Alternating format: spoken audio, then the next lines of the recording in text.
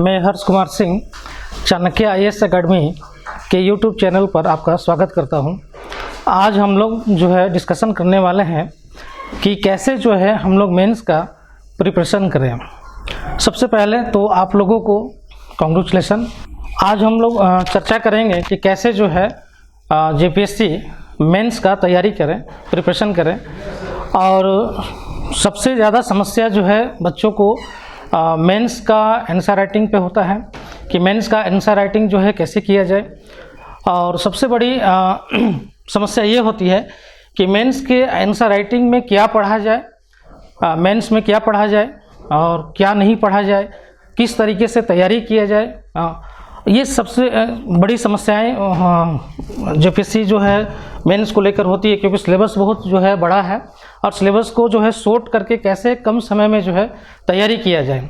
तो आज हम लोग चर्चा करेंगे कि किस तरीके से जो है हमारा अप्रोच होगा मेंस के लिए, और उस पर हम लोग डिस्कशन भी आगे करेंगे, सिलेबस डिस्कशन वगैरह भी हम लोग करेंगे।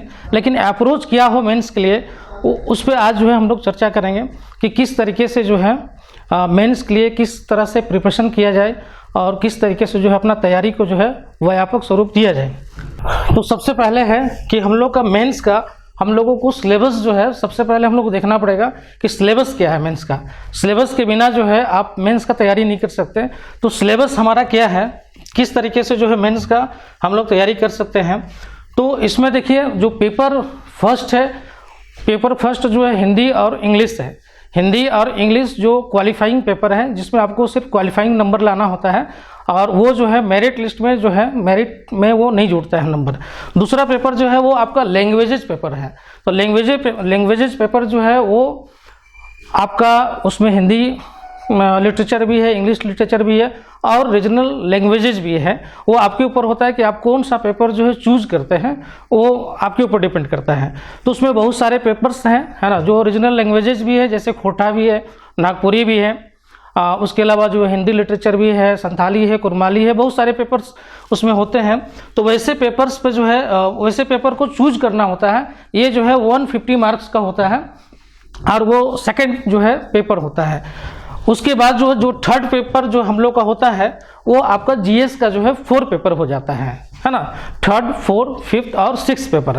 तो ऐसे हम लोग जीएस का फर्स्ट पेपर ही बोलते हैं। जैसे फर्स्ट पेपर जो हम लोग को जीएस का है वो है जिसको हम लोग बोलते हैं कि थर्ड पेपर, लेकिन जीएस का जो है ये जो है फर्स्ट पेपर है। तो जीएस का फर्स्ट पेपर अगर हम लोग देखें तो जीएस का फर्स्ट पेपर जो है आपका जो है सोशल साइंस है, जिसमें हिस्ट्री एंड ज्योग्राफी है। तो हिस्ट्री एंड ज्योग्राफी में जो है ये देखेंगे टोटल जो है 200 मार्क्स का होता है।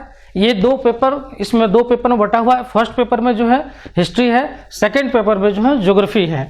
ठीक है, 200 मार्क्स है। इसमें जो है इसमें अगर हम लोग देखें तो 200 मार्क्स में जो है फर्स्ट पेपर जो है उसमें हिस्ट्री है, सेकेंड पेपर ज्योग्राफी है।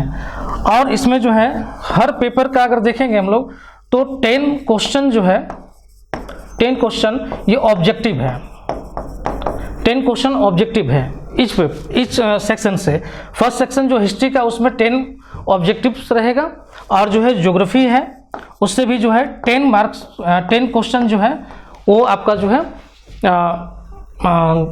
आपका जो है 10 जो क्वेश्चन है वो भी जो है आपका जो है ऑब्जेक्टिव होगा।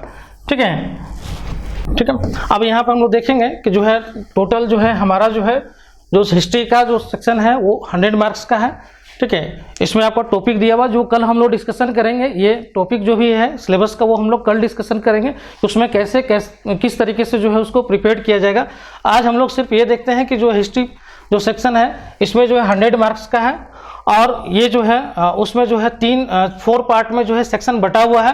पहला पार्ट में जो है आप देखेंगे तो एंशिएंट हिस्ट्री है, जिसको हम लोग जो है प्राचीन इतिहास बोला जाता है। दूसरा जो पार्ट है, दूसरे पार्ट में आपका मध्यकालीन जो है इतिहास है, मध्यकालीन भारत। ठीक है, सेक्शन बी में है। और तीसरे जो है पार्ट है उसमें जो है आधुनिक काल का इतिहास है, मॉडर्न हिस्ट्री जिसको बोला जाता है। और चौथे पार्ट में जो है आपका झारखंड का इतिहास है। अब ये 4 सेक्शन में बटा हुआ, जिसमें से आपको जो है 10 मार्क्स का जो है 10 मार्क्स का आपको जो है ऑब्जेक्टिव क्वेश्चन हो गया। इसमें 10 मार्क्स 10 क्वेश्चन जो है आपका ऑब्जेक्टिव हो गया, मतलब 10 इंटू 2 20 मार्क्स का जो है आपका जो है ये ऑब्जेक्टिव क्वेश्चन हो गया। और दूसरा जो है 40 मार्क्स का जो है 2 क्वेश्चन आपका जो है इसमें डिस्क्रिप्टिव हो गया, मतलब 40 मार्क्स का जो है 2 क्वेश्चन डिस्क्रिप्टिव हो गया। और इसमें जो है आपका 2 क्वेश्चन लिखना होता है, 4 सेक्शन में से कोई आप चूज करते हैं 2 क्वेश्चन और जिसको जो है आप लिखते हैं। तो इसमें सेक्शन ए हो गया, बी हो गया, सी हो गया और डी हो गया। इस सेक्शन में से जो है एक एक क्वेश्चन आपको रहेगा, एक एक क्वेश्चन इसमें रहेगा और इसमें से जो है आपको 2 क्वेश्चन को चूज करना है। एक क्वेश्चन जो है 40 मार्क्स रहेगा इंटू 80। कभी कभी ये भी हो सकता है, कभी कभी ये भी हो सकता है कि जो है एक सेक्शन से जो है आपको 2 क्वेश्चन भी ए बी करके दे दिया जाए। मतलब अगर 40 मार्क्स का जो है अगर मार्क्स का जो है क्वेश्चन पूछने का है तो इसमें ये हो सकता है कि ए और बी 2 जो है क्वेश्चन दे दिया जाए और ये 20 मार्क्स का जो है पूछ लिया जाता है। ठीक है, तो कभी कभी ये भी होता है, पिछले एग्जामिनेशन में हुआ है जहाँ पे 20 मार्क्स का जो है एक क्वेश्चन, 20 मार्क्स का 2 क्वेश्चन, ये दोनों करना जो है कंपल्सरी होता है। तो इस तरीके से भी पूछा जा सकता है, क्योंकि उससे क्या होता है कि जो है सिलेबस का जो है विस्तार बढ़ जाता है। इसलिए जो है आपसे ये भी पूछा जा सकता है, क्वेश्चन का जो नेचर ये भी हो सकता है, या हो सकता है कि 40 मार्क्स का ही जो है क्वेश्चन पूछ लिया जाए। और लगभग अगर हम लोग देखें तो 40 मार्क्स का जो क्वेश्चन पूछा जाता है, और इसमें जो सबसे बड़ी प्रॉब्लम होता है कि भाई सर जो है इसमें कितना वर्ड्स में जो है आंसर लिखा जाए। तो देखिए अगर हम लोग देखें मोटा मोटी तो इसमें लगभग 600 से 700 वर्ड्स में जो है आप आंसर इसका दे सकते हैं। आंसर इस तरीके से लिखना है कि बहुत ज़्यादा इसको विस्तार भी नहीं करना है और बहुत शॉर्ट में भी नहीं रखना है। तो सामान्यतः जो बना हुआ है कि जो है कम से कम 600 से 700 में जो है 40 मार्क्स का जो है 40 मार्क्स का जो क्वेश्चन है उसमें जो है 600 से 700 वर्ड्स में जो है आंसर होना चाहिए। ठीक है, तो ये हम लोग का जो है हिस्ट्री का पार्ट हो गया। इसी तरीके से जो है ज्योग्राफी का भी आपका सेक्शन जो बी है, फर्स्ट पार्ट का सेक्शन बी में भी जो है आपका ज्योग्राफी पार्ट है, ज्योग्राफी का पार्ट है। ज्योग्राफी में भी जो है आपको जो है इसमें भी इसी तरीके से बटा हुआ है, इसमें भी जो है आपको जो है ज्योग्राफी का अगर देखेंगे तो जो है ए नंबर जो है इसका ए नंबर जो है फिजिकल ज्योग्राफी है। उसी अलावा जो है बी नंबर है जो भारत का भौतिक और मानव भूगोल है। ठीक है, उसी तरीके से जो है आपका सी नंबर है नेचुरल रिसोर्सेस ऑफ इंडिया। ठीक है, और उसके बाद जो है आपका जो है नेक्स्ट जो है आपका डी नंबर सेक्शन है ज्योग्राफी ऑफ झारखंड। इसमें भी जो है 4 सेक्शन में बटा हुआ है। इसमें भी आपको 2 क्वेश्चन जो है 40 मार्क्स का होगा और जो है 10 क्वेश्चन जो है 2 मार्क्स का ऑब्जेक्टिव होगा। तो इसमें भी आपका 40 इंटू 2 80 मार्क्स का और 10 इंटू 2 20 मार्क्स का जो है ऑब्जेक्टिव क्वेश्चन होगा। ऑब्जेक्टिव क्वेश्चन 10 मार्क्स का जो इंटू 2 20 मार्क्स। ठीक है, तो इस तरीके से जो है आपका यहाँ भी 100 मार्क्स का और हिस्ट्री भी 100 मार्क्स का। तो हिस्ट्री और ज्योग्राफी मिलाकर 200 मार्क्स का है, जिसमें आपका 40 मार्क्स जो है ऑब्जेक्टिव से होगा और 160 मार्क्स जो है ये डिस्क्रिप्टिव होगा। क्लियर। नेक्स्ट हम लोग देखें दूसरा जो पेपर हमारा है, ये दूसरा पेपर जो है पॉलिटी एंड जो है पब्लिक एडमिनिस्ट्रेशन का है। इसमें 2 पेपर इसमें भी है। इसमें भी आपका जो है 2 पेपर है। एक तो पहला जो पार्ट है वो पॉलिटी का पार्ट है, जिसमें जो है आवर कॉन्स्टिट्यूशन है, हमारा भारत का संविधान है ना। और दूसरा जो पार्ट है वो है पब्लिक एडमिनिस्ट्रेशन, जिसको हम लोग लोक प्रशासन भी बोलते हैं। तो लोक प्रशासन और पॉलिटी, ठीक है, ये दोनों मिलाकर जो है 200 मार्क्स का जो है पेपर ये होता है। ये भी जो है पॉलिटी 100 मार्क्स का और जो है पब्लिक एडमिनिस्ट्रेशन जो है 100 मार्क्स का, दोनों मिलाकर 200 मार्क्स का है। इसका भी जो है नेचर उसी तरीके का है। इसमें भी जो है आपको जो है फर्स्ट पेपर जो सेक्शन ए है, इसका जो फर्स्ट पार्ट है इसका, इसमें भी जो है सेक्शन जो ए है, सेक्शन ए में जो है आपको जो है भारत का संविधान और राज्य व्यवस्था है। ठीक है, सेक्शन ए में देखिएगा तो इसमें आपको जो है 40 मार्क्स का 2 क्वेश्चन जो है 40 मार्क्स का 2 क्वेश्चन है और जो है 10 मार्क्स का जो है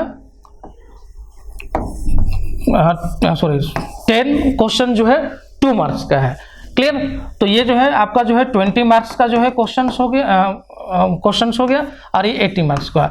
पॉलिटी में जो है ये संभावना होता है कि हमेशा, अभी पिछले जो एग्जामिनेशन हुआ था उसमें हम लोगों ने देखा था कि पॉलिटी में जो है 20 मार्क्स करके जो है 20 मार्क्स का क्वेश्चन एक और बी दो जो है टाइप में जो है क्वेश्चन को कर लिया गया था।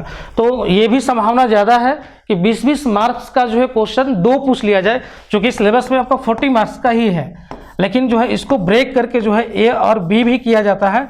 कभी ये भी हो सकता है कि ब्रेक करके 4 पार्ट में बांट दिया जाए, ए बी सी और डी में बांट दिया जाए और 10 मार्क्स का जो है 4 क्वेश्चन पूछ लिया जाए, लेकिन अभी इसका संभावना कम है। लेकिन ये है कि 20 मार्क्स का क्वेश्चन पूछा गया है, पूछा जा सकता है इन फ्यूचर, ठीक है। तो यहाँ भी आपका यही नेचर यहाँ पे भी है कि आप जो है 10 ऑब्जेक्टिव का है क्वेश्चंस और जो है 40 मार्क्स का 2 क्वेश्चन है, जो डिवीजन होकर 20 मार्क्स में 4 क्वेश्चन बन सकता है। और इसमें जो है आपका सेक्शन उस तरह नहीं बटा है, ये आपका टॉपिक दिया हुआ है, इसी में से 2 क्वेश्चन आपका होगा।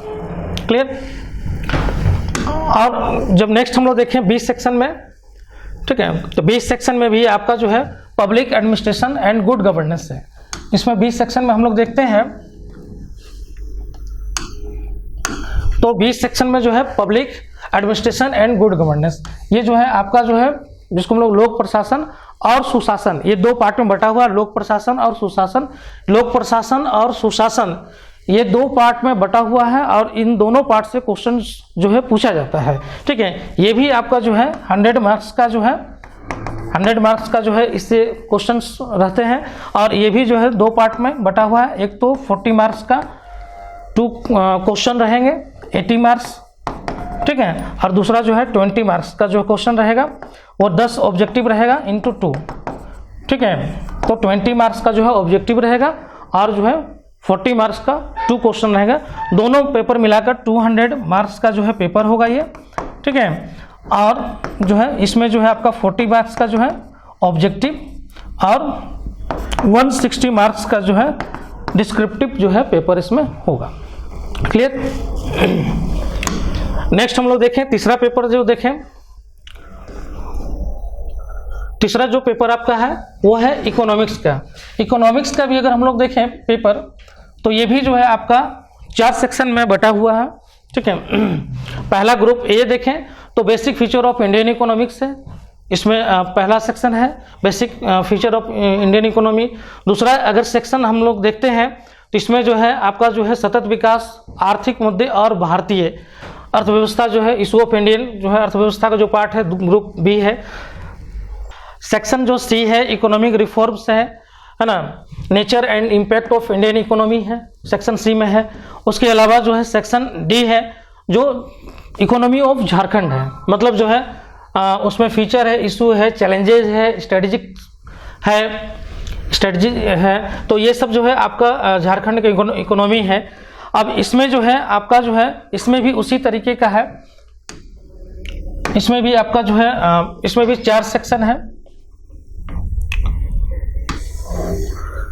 इसमें भी जो है section A, section B, section C और सेक्शन डी, ठीक है।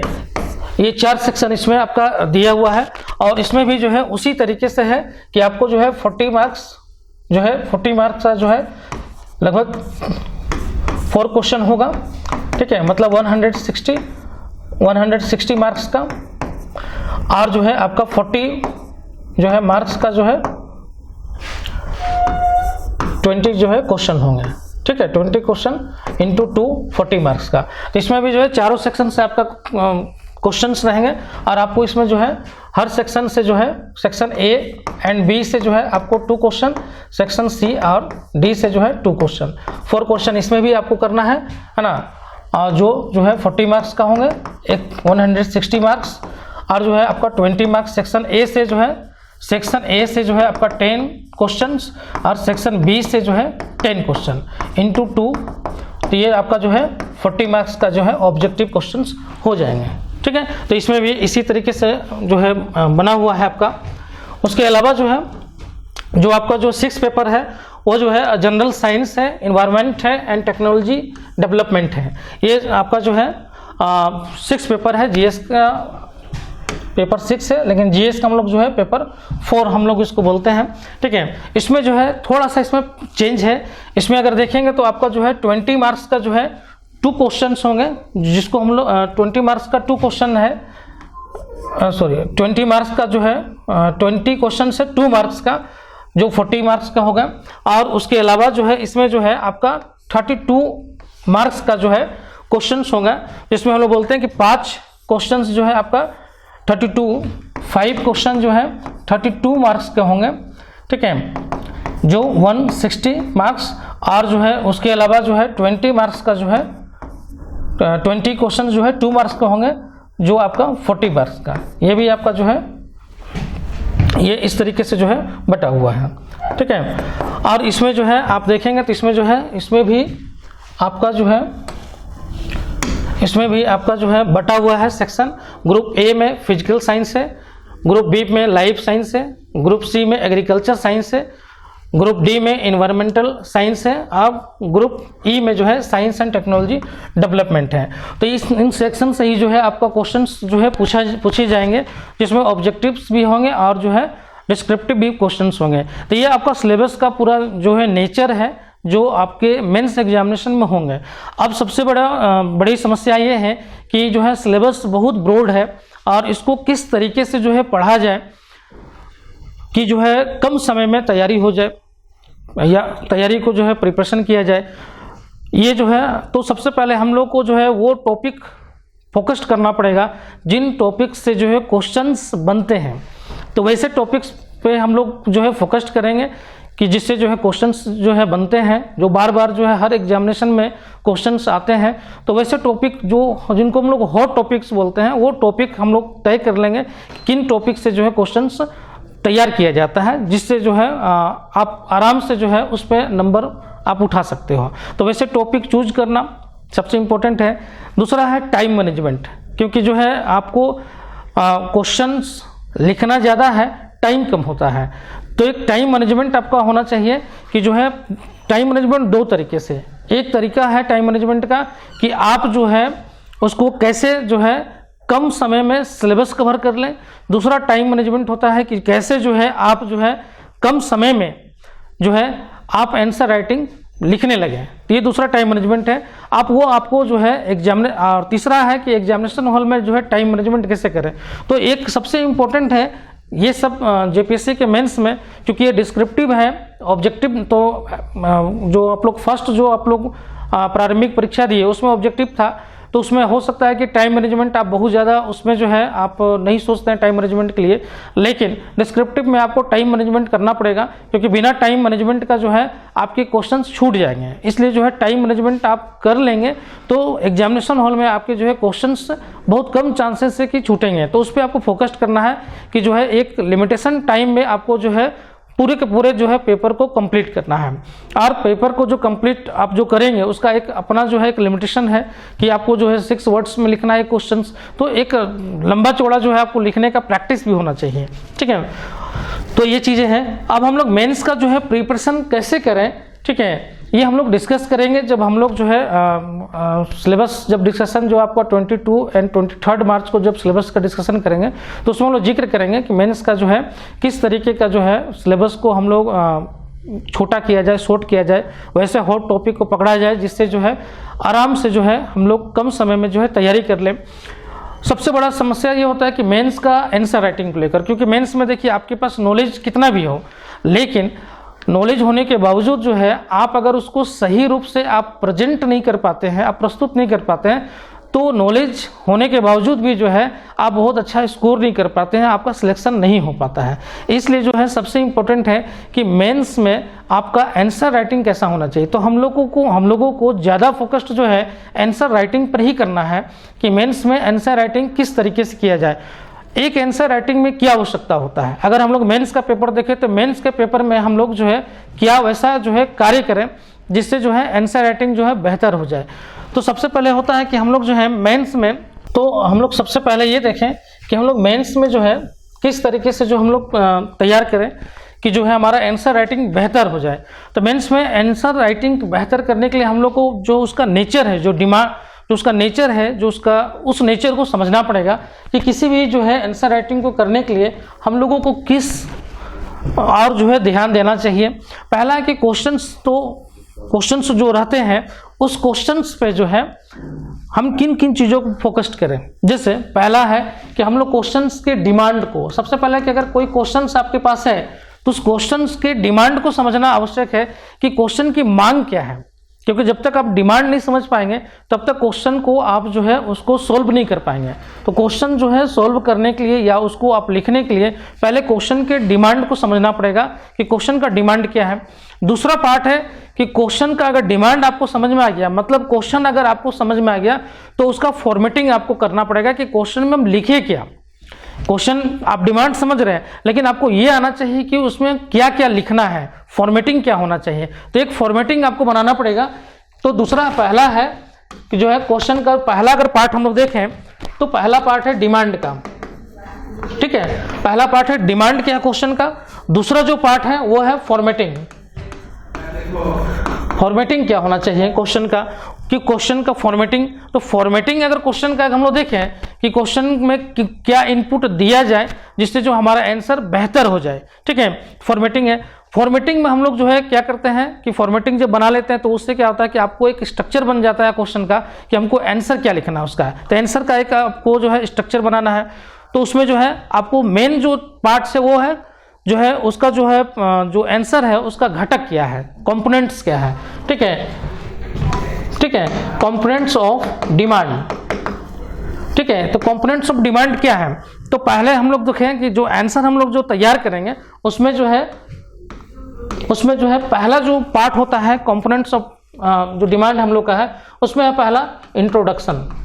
हम लोग को पहले जो है क्वेश्चन में जो भी कीवर्ड है, जो भी क्वेश्चन का कीवर्ड है उस कीवर्ड को जो है पहले आपको इंट्रोडक्शन करना होता है। मान लीजिए अगर फंडामेंटल राइट्स से क्वेश्चन पूछा, मान लीजिए पॉलिटी में हम लोग जाएं और फंडामेंटल राइट्स से क्वेश्चन पूछा तो फंडामेंटल राइट क्या है, उसका कीवर्ड है कि फंडामेंटल राइट के जो है ये दे सकता है कि संविधान में जो है फंडामेंटल राइट के बारे में दिए गए प्रावधानों को बताएं, ठीक है। अगर किसी के फंडामेंटल राइट का उल्लंघन होता है तो वो क्या कर सकता है या उसके लिए क्या प्रावधान है, इस तरह दे। तो फंडामेंटल राइट है, इंट्रोडक्शन के रूप में आपका जो है पर इंट्रो देना पड़ेगा कि जो कीवर्ड है जिसके बारे में पूछा जा रहा है वो आपका कीवर्ड हो गया। उसके बाद हो गया पार्ट्स, दूसरा पार्ट हो गया, दूसरा जो आंसर का आपका जो फॉर्मेटिंग का पार्ट है वो है पार्ट, मतलब जो क्वेश्चंस पूछा जा रहा है उसका कितने पार्ट में बटा हुआ है। मान लीजिए कि एक है कि फंडामेंटल राइट का प्रोविजन बताना है, दूसरा उसका इंप्लीमेंट करने का जो है आपको प्रोविजन बताना है। तो दो पार्ट है, एक पार्ट है कि आपको फंडामेंटल क्या क्या फंडामेंटल राइट है वो बताना है, दूसरा जो है उसको इंप्लीमेंट करने के लिए क्या किया जा सकता है। अगर किसी को फंडामेंटल राइट का उल्लंघन होता है, नहीं दिया जाता, तो उसके लिए वो क्या करें, तो ये दूसरा पार्ट हो गया। तो ये दो पार्ट में आपको पार्ट्स हो गया कि दो पार्ट में आपको इसको बताना पड़ेगा कि फंडामेंटल राइट का प्रोविजन क्या है, फंडामेंटल राइट अगर नहीं मिलता है तो उसके लिए वो क्या कर सकता है, इसके लिए क्या प्रोविजन जो है कॉन्स्टिट्यूशन में किया गया है। और तीसरा पार्ट होता है कंक्लूजन, निष्कर्ष कि जो है लास्ट में आप उसको कंक्लूड कीजिएगा।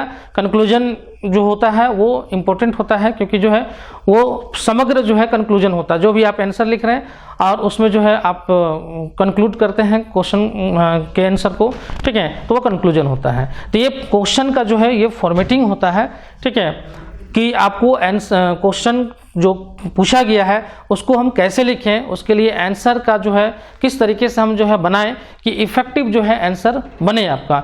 इसके लिए जो है मान लीजिए कि आपने जो है फॉर्मेटिंग कर लिया, जो डिमांड है वो भी समझ लिया, ठीक है, आपने जो बॉडी उसका पार्ट्स है, जो क्वेश्चन का बॉडी पार्ट्स है वो भी आपने कर लिया, कंक्लूजन भी आपने कर लिया, तो ये आपका एवरेज नंबर हो गया। इससे आपका एवरेज नंबर आ जाएगा। लेकिन आपको सिलेक्शन पाना है, तो सिलेक्शन पाने के लिए आपको जो है एक्स्ट्रा कुछ जो है एफर्ट डालना पड़ेगा, जिससे जो है आपका जो जनरल कैंडिडेट है उससे ज़्यादा नंबर आए, क्योंकि ज़्यादा नंबर नहीं आएगा तो फिर आपको जो है सिलेक्शन कैसे होगा। तो इसके लिए जो है आपको कुछ एक्स्ट्रा जिसको बोलते हैं वैल्यू एडिशन, कुछ वैल्यू एडिशन आपको डालना पड़ेगा। जैसे मान लीजिए कहीं पे जो है आपने चार्ट बना दिया, कहीं पे जो है आपने कुछ ऐसा एडिशन बनाया, कहीं मैप बना दिया, ज्योग्राफी है तो मैप बना दिया, कुछ जो है आपने आलेख बना दिया, तो इस तरह का कुछ वैल्यू एडिशन देना पड़ेगा।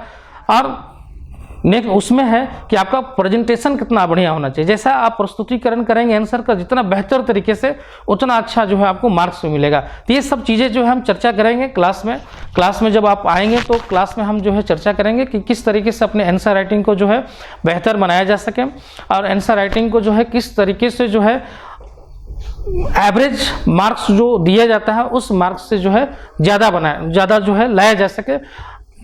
एग्जाम्पल कि लगभग जो है अगर आपको सिलेक्शन पाना है तो आपको कम से कम 60% प्लस जो है मार्क्स लेके आना पड़ेगा। हम लोग कोशिश करेंगे कि 60 से 70% जो है मार्क्स कैसे लाया जा सके, इस पे हम लोग कार्य करेंगे।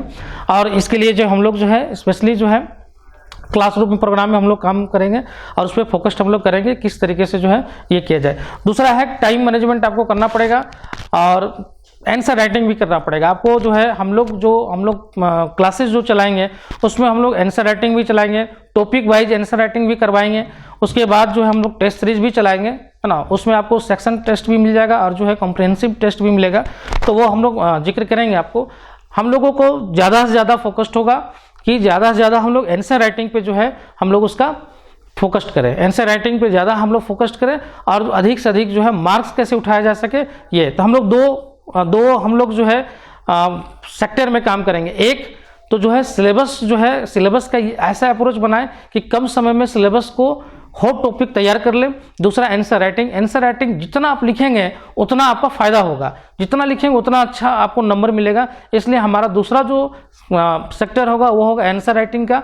ज़्यादा से ज़्यादा आंसर लिखाने का हम प्रयास करेंगे, चेक करके जो उसमें आपका कमी रहेगा, जो भी आपकी उसमें प्रॉब्लम है उसको हम लोग बताएंगे और जो है अधिक से अधिक आपका आंसर राइटिंग को बेहतर करने का हम लोग प्रयास करेंगे। अगर हम लोग देखेंगे तो जो है चाणक्य आईएएस एकेडमी जो है आपको इस तरीके का जो है प्रोवाइड करवा रही है, जिससे जो है आप अपना आंसर राइटिंग जो है सुधार सके, कम समय में जो है अच्छा तैयारी कैसे करें वो आपको चाणक्य आईएएस एकेडमी जो है आपको बताएगी।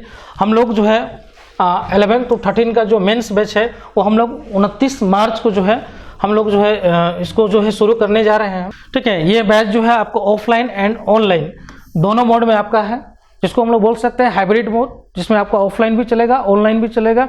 अगर कोई वैसे लोग हैं जो ऑफलाइन क्लास नहीं कर सकते हैं वो ऑनलाइन क्लास आके कर लें, ऑनलाइन क्लास वो घर बैठे भी कर सकते हैं। ठीक है, और जो आ सकते हैं वो ऑफलाइन क्लास भी कर सकते हैं। ठीक है, ये दोनों जो है हिंदी एंड इंग्लिश मीडियम, ये दोनों मीडियम में बैचेज आपका रहेगा, जिसमें जो है आपका हिंदी मीडियम का सेपरेट बैच और इंग्लिश मीडियम का सेपरेट बैच होगा। ठीक है, उसके अलावा जो हम लोग लैंग्वेजेस पेपर भी अवेलेबल हम लोग दे रहे हैं, प्रोवाइड करवा रहे हैं, जिसमें जो है आपका खोटा, नागपुरी एंड इंग्लिश लिटरेचर, ये 3 पेपर जो है चाणक्य आईएएस एकेडमी आपको जो है अवेलेबल करवाएगी, जिसमें जो है आपका खोटा, नागपुरी जो रीजनल लैंग्वेजेज है खोटा, नागपुरी और इंग्लिश लिटरेचर, ये जो है आपको मिलेगा यहाँ पे। उसके अलावा जो है हम लोग जो है जो मेंस का कोर्स है, इस कोर्स में जो है हम लोग जो है क्या क्या आपको जो है प्रोवाइड करवाएंगे। जैसे